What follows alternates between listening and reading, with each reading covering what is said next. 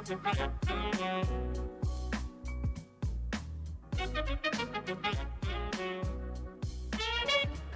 back, everybody. We're doing a Liquid Future episode here at the Unrig Conference in Nashville, Tennessee. Today we have Sara Wolk from the Equal.Vote Coalition. Thank you for joining us, Sara. Thank you for having me. And so can you just explain at a high level what the Equal.Vote Coalition is all about? Yeah, so the Equal.Vote Coalition is essentially dedicated to fighting for true equality in the vote itself. The voting system shouldn't play favorites. My vote shouldn't be more powerful than yours, no matter where I live, who I am, or how many candidates I support. And unfortunately, none of that's true currently. And can you get into specifics of how the Equal.Vote Coalition, what's the solution? Yeah, so we're promoting a voting method called star voting. And star voting uses a 5-star ballot. So you score your candidates, 5 stars for your favorite, 0 stars is your worst case scenario. And then you arrange the other candidates in between in order of preference. You can also show how much or how little you like them. So, 1 star would be better than my worst case scenario. If it came down to it, I would prefer them. So from the voter's perspective, it's just like what you're used to in Amazon star ratings or in your App Store star rating system or in Uber or Lyft, just 1 out of 5 stars or 0 to 5 stars, right? And then what happens on the other end after you vote? Yeah, and then after you vote, it's counted in a simple 2-step process. So you only have to vote once. The 2 highest scoring candidates are finalists, and then the finalist that you preferred gets your vote. So your ballot is your 1 vote, and the finalist preferred by a majority wins. So just to clarify that again, you take all the star ratings and you add them up for each candidate. So if 3 people gave you 5 stars and 1 person gave you 4 stars, that would be 5, 5, 5, 4, 19. And then of the 2 highest options, then you have another round automatically using the same ballots where each person, whichever of those 2 candidates they vote higher, they get 1 vote for that person, and whichever person wins that becomes the ultimate winner. Exactly. Is that right? So star is score, then automatic runoff? Yeah. And so what's the benefit of this? The benefit is really deconstructing the problem. So to me, star voting gets to the root of the problem with our current system and also with some of the other voting methods proposed, where we should be able to vote our conscience. We should never have our vote wasted. Voting your conscience shouldn't backfire. You shouldn't have to worry about voting lesser evil. You shouldn't have to worry about splitting the vote. And then the candidate with the most support should actually win. So why would someone want to use star voting over approval voting? We were talking with people advocating for approval earlier. What's the advantage of this voting method compared to other alternative voting methods that are out there? Yeah, so approval voting is a really simple solution. It uses the same ballot as our current method, basically just thumbs up, thumbs down on each candidate. But it doesn't allow you to show who you prefer to who, and it doesn't allow you to show how much or how little you like those candidates.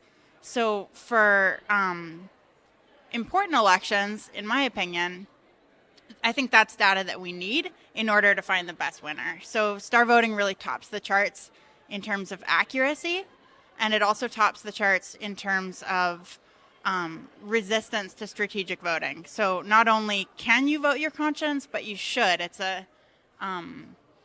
statistically not going to backfire on you in general. So just to unpack that a little bit, you're talking about the fact that star lets you have these options between 0 and 5 gives you more expressiveness than a simple thumbs up, thumbs down like approval voting. And then you're bringing in the second point, because someone might hear that and say, okay, well then what about a simple score voting method like Olympic judges uses for figure skaters, where you rank candidates 0 to 9 or 0 to 10 and you simply add up? Why do you need that automatic runoff? How does that come into play to make this even stronger voting method than the alternatives? Yeah, that's a great question. So the automatic runoff has this amazing feature, again, for combating strategic voting. So if it was just the highest scoring candidate wins, there would be a pretty strong incentive for me to give the finalist that I think can win on my side a full 5 stars, even if they're not really my favorite. Because, if I'm just giving 2 stars, but none of my favorites can win, it's like, that's not a very strong vote. So star voting in the runoff, every vote is equal. It's your one ballot is your vote. So to give an example there, let's say the 2 finalists are candidates that I didn't really love. I gave one of them 2 stars, and one of them I gave a 0. I hate that guy. So it allowed me to fully support the candidates I love, but then since it's really come down to it, my full vote is going to go to that candidate that's better than the other guy. So the automatic runoff mechanism helps voters, it kind of incentivizes voters to be a little bit more specific rather than just giving all 5s to all their candidates and all 0s to all the people they don't like. It creates this incentive to say maybe 5 and 4 have a little bit more honesty, and like you're saying, preventing that strategic voting, what they would call bullet voting with score voting, right? Yeah, exactly. So it gives you a really strong incentive to show your preference order. So show which candidate do you prefer to who, and that way in that automatic runoff, if it comes down to it, your vote can go to the finalist that you preferred.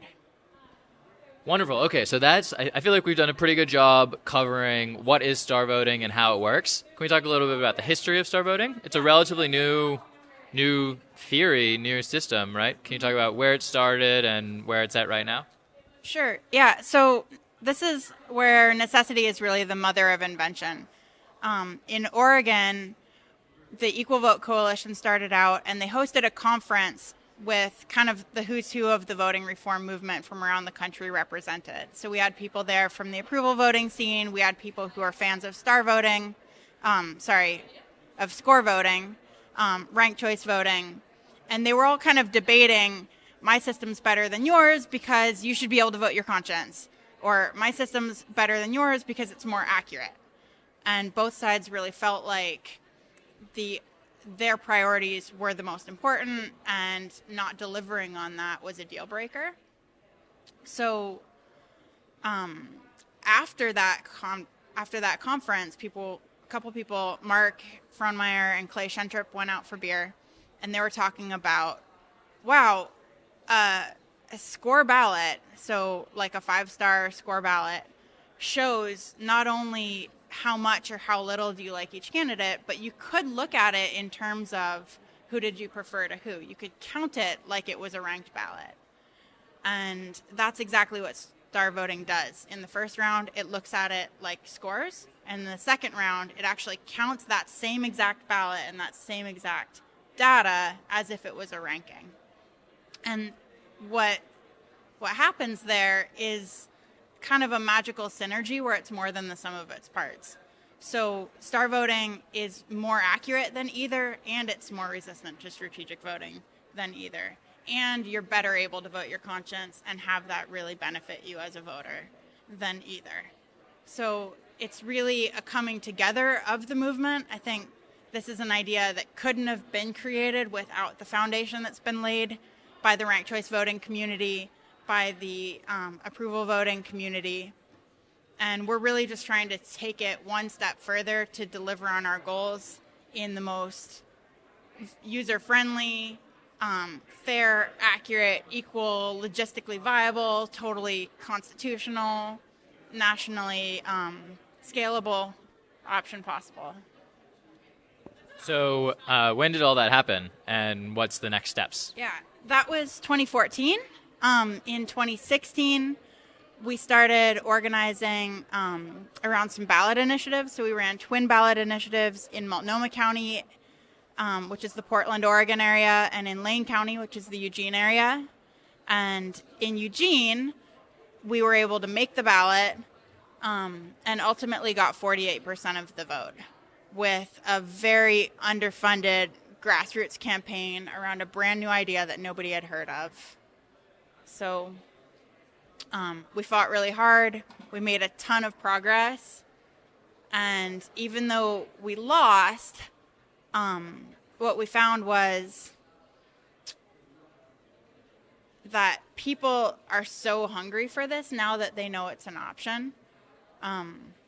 We've had just like kind of a watershed even since the election of everyone was like, we thought you had this in the bag. Like, we didn't realize that this was an underdog thing. It seems so obvious. And people really feel, I think, activated by that losing by 2%. It's like, you can taste it. Everyone feels like I could have made up that difference. And so, yeah, tons of people just calling and saying, I didn't do enough, and this time I won't make that mistake again. Yeah, and you were also telling me before we started recording about how the actual, like you're saying, underfunded, there were other similar campaigns out there that have spent much more money and did better, but the success that this campaign was able to see with such little funding, I mean, the stat you gave was 1/3 the cost for vote earn, is that right? Yeah. And this is all so early. I mean, I think it's got a tiny bit higher learning curve to explain than some of the other voting methods. So just speaking from my own perspective, I don't think this is any cause for discouragement in the slightest. I think if you look at how long people have been talking about and advocating different ranked choice voting methods, I mean, we're talking decades, a long, long time. And they're starting to see some serious appeal, some serious progress and traction, like the whole state of Maine. But for something that's really only formalized half a decade ago and so little organizational time to build up those organizational resources, I think that there's a lot of success moving forward. Is that right? Absolutely. And are there any groups right now, are there any successes that we can point to where this is being used, or places where people could go and see it being used, anything like that? I'm not sure if there are, but... Yeah, so star voting hasn't been adopted for a government election yet. Lane County would have been the first, and we're targeting City of Eugene, which has actually already voted yes. The voters in Eugene preferred it 54%. So we're going to get that referred to the ballot, let people vote again. But in the short term, the state of Washington, the organization Our Revolution, Washington Berniecrats, used star voting for their statewide endorsement elections. And they did that using our online election calculator tool. So if you just go to star.vote, that's our website. You can put in your question, which candidate do we want to endorse for this? Put in the candidates, and then it'll give you a link you can send out to all the voters. If you want to do a more secured keyed option of that, like what we did for Washington Berniecrats, you can email, and we'll set you up with a more sophisticated version. But it's a great tool that anyone can use for your own organization. Best of Eugene used it. Portland Forward used it. So it's really getting a lot of traction just in the private sector. We don't have to wait for the government to pilot this. We can pilot it ourselves. And it's totally free to use, right? At least the unkeyed version? Yeah, it's totally free, and it's open source. Awesome. And so just speaking to the progress of trying to pass the ballot initiative, what was the common criticism you heard, if there were common criticism, and what sort of communities were in opposition typically? Yeah, that's a good question. We were really lucky in that we didn't have any open opposition. So we had in the voters pamphlet, we had 9 arguments in favor. They were really strong. They were fantastic. None in opposition. But behind the scenes, we did actually have some real barriers. And what was interesting to me as an activist, as a new activist in this field, people told me, the political parties are going to oppose you. The political operatives are going to oppose you. The establishment is never going to, let you succeed here. And the barrier we actually faced was from the nonprofit sector more, and from bigger organizations in the movement itself, who were essentially kind of primarying us and saying, we are already doing another thing, and there's no room for you on the scene. So this kind of us against them, There's not enough to go around. We're competing for the same activists, for the same donors. And those are people that publicly would say nice things, but when you talk to them in private, I think, I sat down after months of just like trying to get a meeting. And, of course, their website, their mission statement, we're doing like 110% of what they're saying they're doing. And what they told me is if you don't have $1 million and if you don't have a huge coalition of the big name organizations, that your proposal's not even worth reading. Wow. If you like, you're welcome to name names, but I also understand if you don't want to cause any trouble. Yeah, and I'm not going to name names there because that is just, what I think we have there is a jaded generation of veteran activists who showed up enthusiastic and believing they could make a difference, and who really have been disillusioned by the influence of polarization in politics, money in politics, corruption in politics. But I think my message to those people who told us it was impossible, and then here we are, we got 48% of the vote with a brand new idea. And the way we did that is by inspiring people. This actually delivers on the goals. So don't overthink it. People want to solve the problem. So thinking about places to go next, do you already have the legislation crafted? Is it ready to go? If somebody was watching this and their hometown, could they copy your existing legislation and bring star voting to their, how would that work? Where would they go? Yeah, so we do have the legislation specifically crafted for Lane County, where we ran it before, for Multnomah County, where we ran it before, and those are for non-partisan countywide elections. And then we did a quick edit to make that applicable to city council elections for Eugene. So basically, that's a template that you just need to read your local county charter or have a lawyer or somebody from our team can consult and help with that. But take a look at your charter, find out where it's talking about elections, find out which paragraph do we get rid of, what paragraph do we want to add in, and then get the formatting right. The biggest hurdle that we had, they ruled our ballot amendment was well written, it was constitutional, no worries with any of that. But like you said, star voting stands for score then automatic runoff, and that's exactly how it works. So in our original charter amendment, we wrote, passes score then automatic runoff, quote, star voting. And the ballot title we got didn't actually use the words star voting. And that's something that's not up to us to choose what's the ballot title. So little things that we've learned is like, we're never going to make that mistake again. We've made sure to change the charter amendment so it says star voting in the title. People know what we're talking about. And I think that one thing alone probably cost us the election, unfortunately. Wow. So devil's in the details. And definitely we have a team. There's a learning curve with that kind of initiative process. And there's little pitfalls along the way, but it's not rocket science. It's something that any aspiring activist can dig into and do. And there is a team of people from the Equal Vote Coalition that can help make sure that's done right. And right now, do you see the path forward exclusively limited to places with a ballot initiative process with citizen referendums? Have you heard any sort of progress of elected legislators being open to passing legislation without a citizens referendum? Yeah, and actually that's what we're hoping to do for the city of Eugene, where we've already gotten the endorsement of half of city council in the city of Eugene. We've got the most progressive city council person and the most conservative endorsement.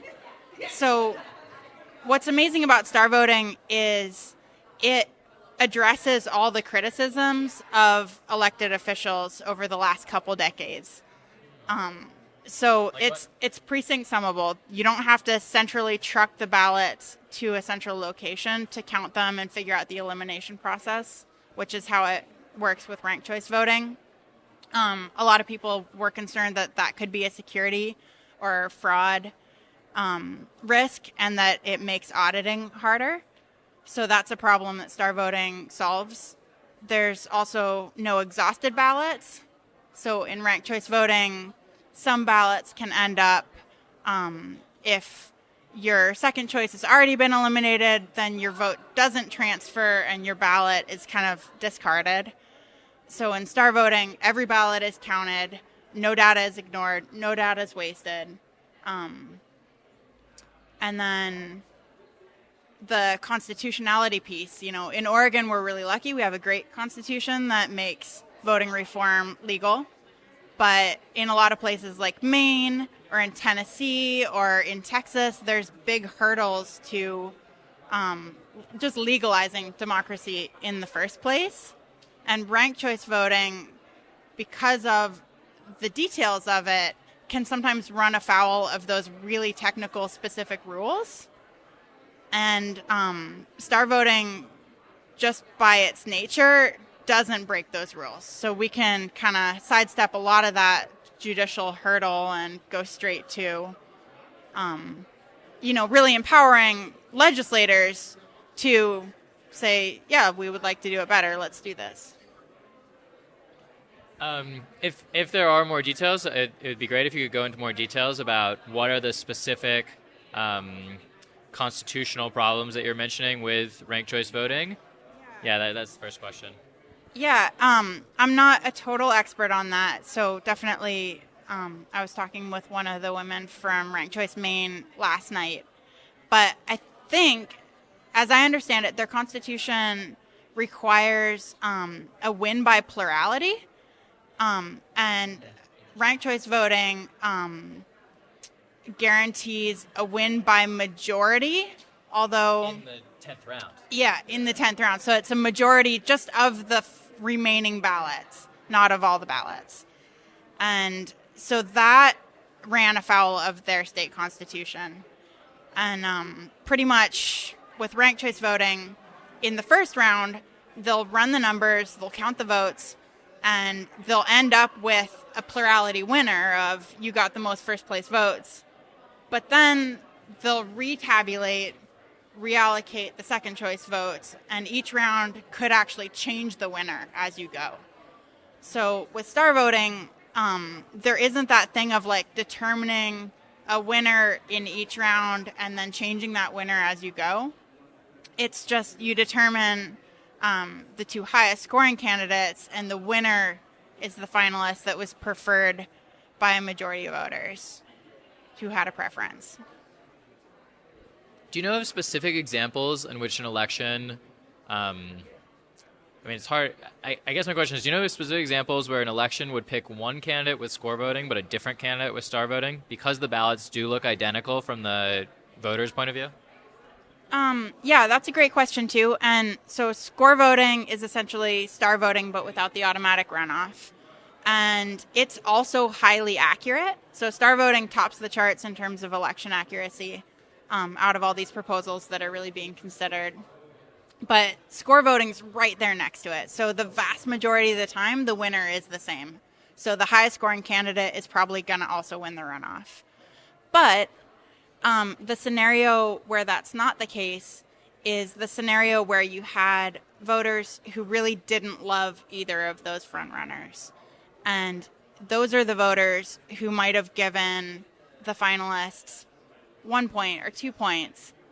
And with star voting, what we say is, even though you didn't love these finalists, your vote matters just as much as anyone else's. And so your full ballot is going to be just as powerful as anybody else's.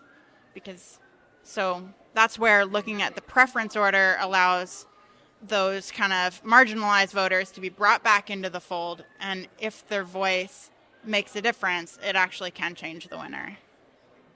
I see. You've mentioned a few times about star voting and score voting are the most accurate voting method. Can you unpack what that term accuracy means, how we can measure that, how we know about that? Yeah, so accuracy is, I think, really the most important thing. We want the winner that best represents the will of the people. But there are a few different metrics for how to measure it. And there's different metrics for measuring it depending on what voting system you're talking about. So there's no one easy answer. The metric that we use and that we like the best is called voter satisfaction efficiency. And that's something that was designed by one of the board members from the Center for Election Science, who's working at Harvard and studying statistics and doing his PhD on this stuff, or something like that. Forget the details of his credential. But voter satisfaction efficiency essentially is that the candidate who will make as many voters as possible, as satisfied as possible, should win. So the way that is studied is using simulated elections. So they actually ran thousands and thousands of elections with all the different voting methods and across tons of different scenarios. So what happens if we have 2 candidates? What happens if we have 10 candidates? What happens if we have polarized factions? What happens if we have strategic blocks that are voting in lockstep? And that's a really incredible piece of data. So what it showed is that our current system is in the trenches. It's really the least accurate voting method out there, besides just like monarchy. Rolling the dice. Rolling the dice. And then a big step up is ranked choice voting. But in terms of accuracy, star voting is another step further. So 98% accurate when voters are honest, and honest voting is incentivized.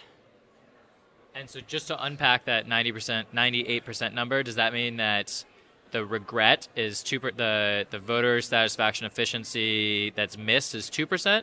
Or is it saying that in 100 simulations, 98 of the simulations end up selecting the person who most wins? Just to understand that better. Yeah, so it's basically a percent. So like 98% of the time, star voting would pick the best winner, the perfect winner.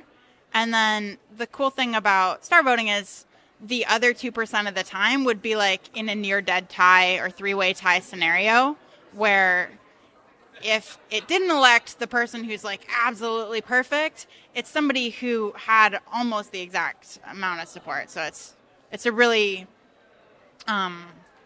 close scenario there. And no voting system is perfect, so there's no such thing as a voting method where you can't vote strategically. There's no such thing as a voting method that's 100% perfectly accurate in every scenario. But really topping the charts there is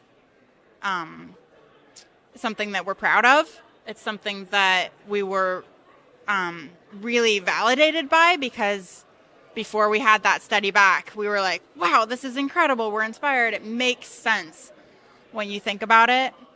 So just getting that data back, it took us from being, oh, wow, yeah, that sounds like a cool idea out of Oregon, to being like, maybe we should take these guys seriously and take a closer look at this proposal. So we had a quick interruption, now getting back into it again. So we were just talking about your personal history. You've been involved and working on and advocating around alternative voting methods for a long time, many years, and you've come to see star voting as the most promising path forward. So can you just go into more details about what that's like, how you came to this perspective? Yeah, so I was out in my mom's garden one day building some raised beds, and a canvasser came by from the Green Party, and he was like, hey, have you heard of ranked choice voting? It eliminates vote splitting. It eliminates wasted votes, and so it solves this problem. We could actually have like fair, accurate elections. And my mind was blown. I was like, wow, I've been talking about this problem, and I didn't realize we had a proposal that could solve it. So I went out into the world for years and told everyone that I met about ranked choice voting, about voting reform, how critical it is to solve this problem of the spoiler effect, vote splitting in particular. And after Trump was elected, I got directly involved with a group that had just formed we were trying to get an initiative on the ballot. And at that first meeting that I came to, there was about 100 people. And I think we all expected everyone to be like, yeah, ranked choice voting, let's do this. But what we found is that the election reform community was pretty evenly split between fans of approval voting and score voting, and also ranked choice. And all of those factions had some really legitimate arguments. And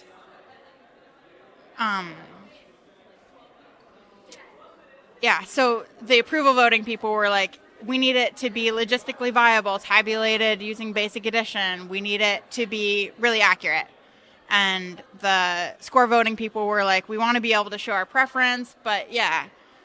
And the ranked choice voting people were like, score voting has some strategic issues. It can be like gameable, and that's a deal breaker. Everyone was like, your idea's a, great idea, but that's a deal breaker. And this guy from Eugene had driven up to Portland to share what later became star voting. It was a brand new idea, and what it is a hybrid of a score ballot with basically a ranked choice style instant runoff for a second round. And it turns out that kind of accomplishes the goals of both sides without the flaws of either. So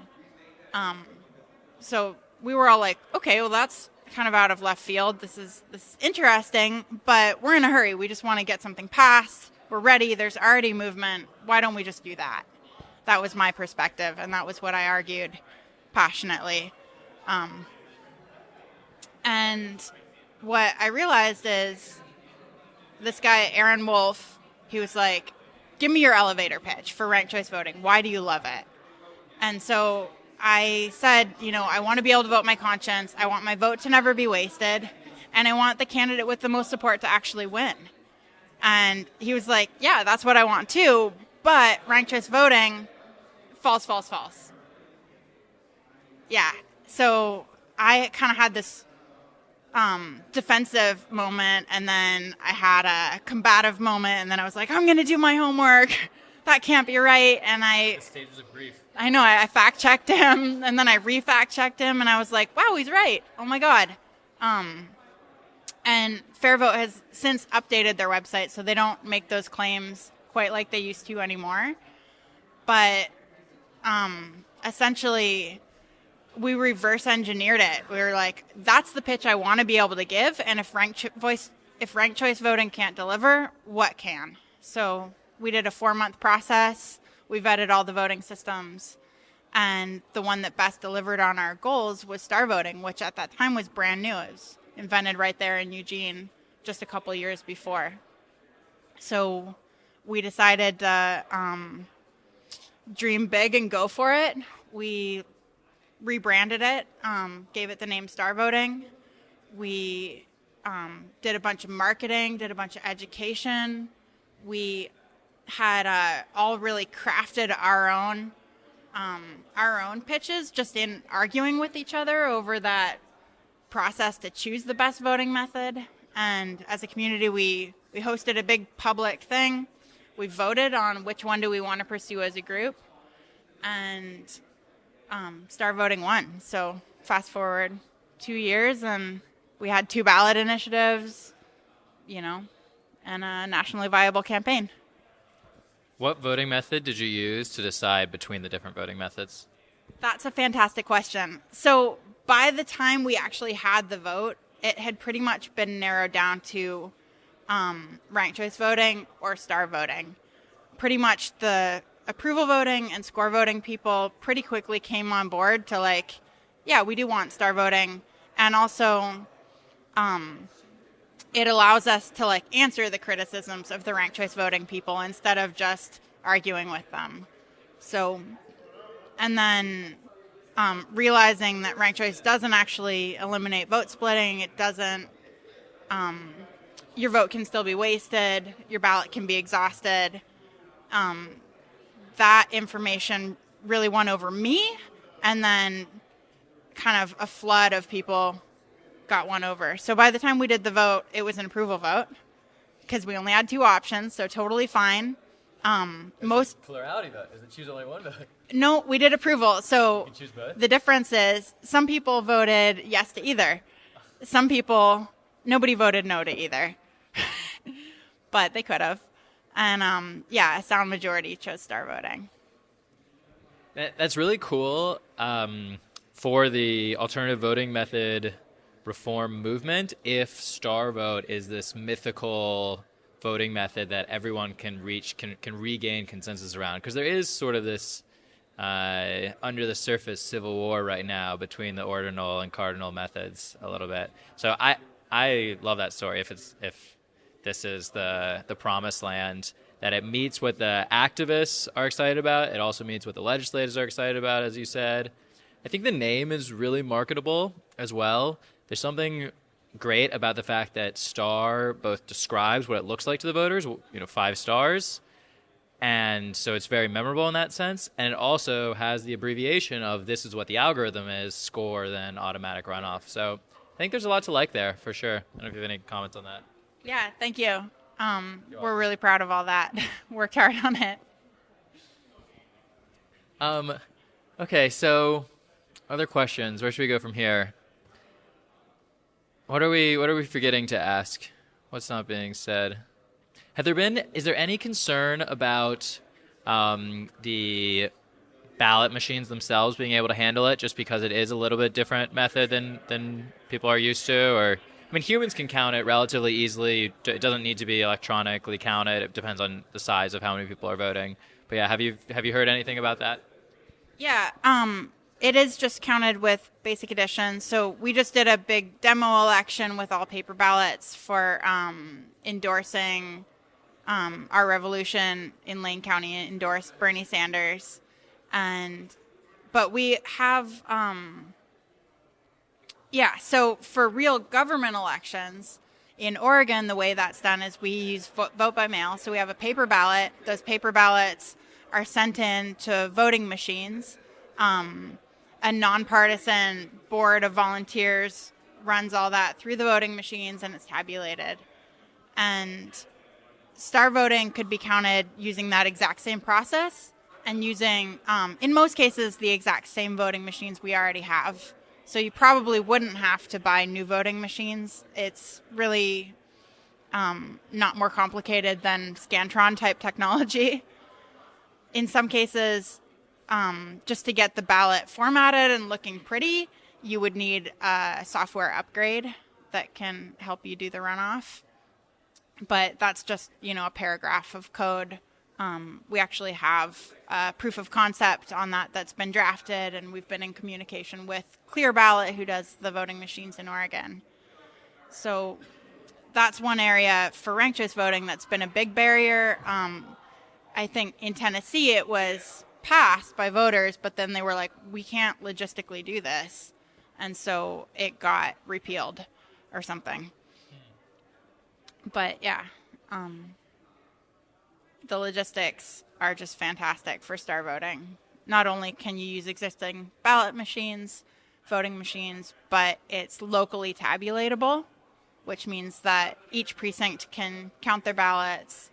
And that is really an important feature for security, auditability, and transparency of understanding the results once you do get that ballot data back election night. Just to dig into that a little bit more about the precinct summability, I can totally understand how the first round is precinct summable. It'd be very easy to say, here are 7 candidates, here's their total number of stars, here's their total. How do you also handle the second round? Is it most commonly done that you first find out who was eliminated from the first round, and then all the precincts say, okay, of these last 2, here's what the sums would be? Or does the precinct report up each of the head-to-head races, which is going to... Exactly. Each of the head-to-head? Yeah. So what it looks like is a preference matrix, so a graph that's got... all the candidates on one side, all the candidates again on the top. And then you have a number in each little square that's like, between me and you, 8 voters preferred you, 4 preferred me. Between you and him, 16 preferred him and 8 preferred you. And so no matter which 2 candidates are the finalists, the ballots already show who was preferred to who. And locally, we can just plug in that information, send that up the chain, and aggregate it with everybody else's data. But that local tabulation, that ability to count our own local results before we send it up to a central counting processing facility is critical for us to be able to say, what do you mean Portland voted for Donald Trump? Like, this is a super progressive city. That's suspicious. We want to do an audit. Whereas if you're mixing all the data together before you can make sense of it, you don't have that accountability of saying, wait, something doesn't add up. Yeah, that makes perfect sense. So the ballot looks like here's the total number of stars for the first round for each of the 10 candidates, and then here's a square, a matrix 10 by 10 of if this candidate ran against this candidate in the next round. And or like the election tabulation results. Yeah, that makes perfect sense. Very cool. And I'm just trying to figure this out now. I'm not 100% clear on this, but I think it's the case that star voting works really well for under, let's say, 20 candidates. Is it possible that it would become really difficult if you were to have 200 candidates? Do you know what I mean? Whereas approval voting in theory could work for 200 candidates, or score voting. I mean, you can comment on that. Yeah, actually, so star voting, I think where it really shines is that it's highly accurate with any number of candidates in the race. And hopefully we won't ever have an election with hundreds and hundreds of candidates, because that's just too many to really learn about. But the critical thing for election accuracy when you do have a big field of candidates and multiple viable candidates is the ability to show no preference between 2 of them. So let's say there's 12 fantastic, wonderful, incredible candidates.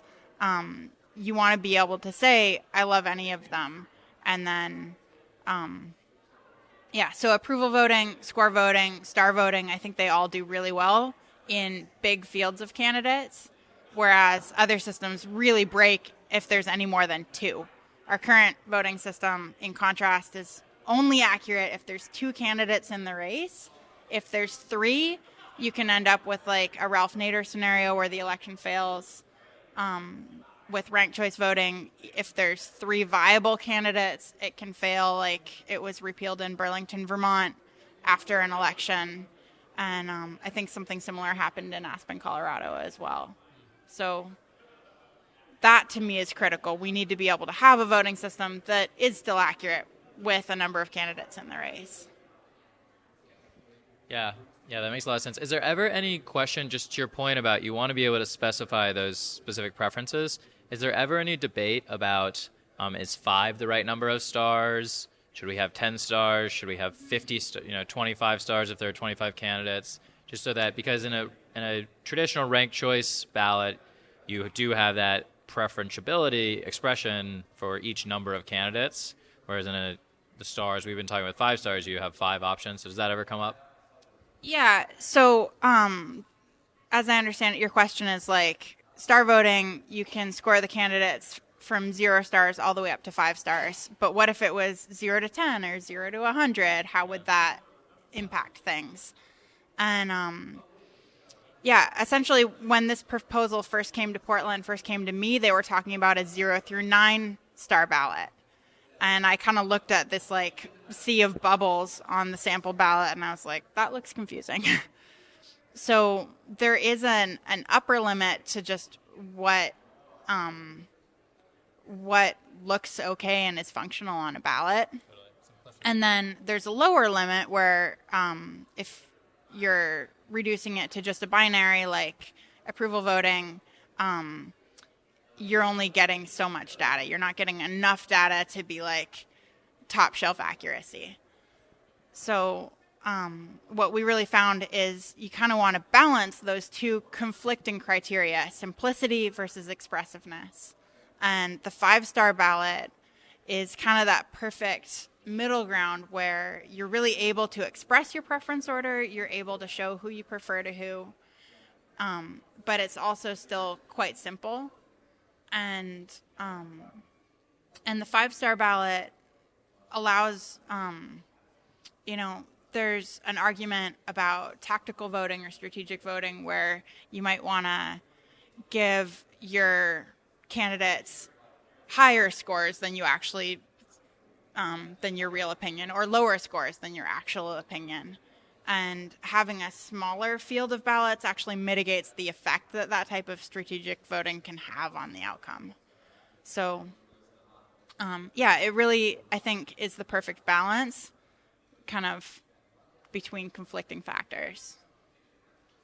Yeah, there's one more advantage that I was thinking about versus a traditional instant runoff or ranked choice ballot, where you can mess up instant runoff ballot. You can mess up if you say you have 3 columns here of the 10 candidates, who's your first choice in one column, mark who your second choice is in the second column, and your third choice in the third column. You might put 3 people all in the first column, and now your ballot has to be thrown out because it's invalid. Yeah. But as far as I understand, any of the cardinal methods, you can't really screw up the ballot at all, so you never have to throw that away. Is that right? Yeah, that's pretty incredible with star voting. If you want to vote just how you do today, you can give your favorite 5 stars and be done with it. If you want to rank the candidates in order, you can go 5, 4, 3, 2, 1.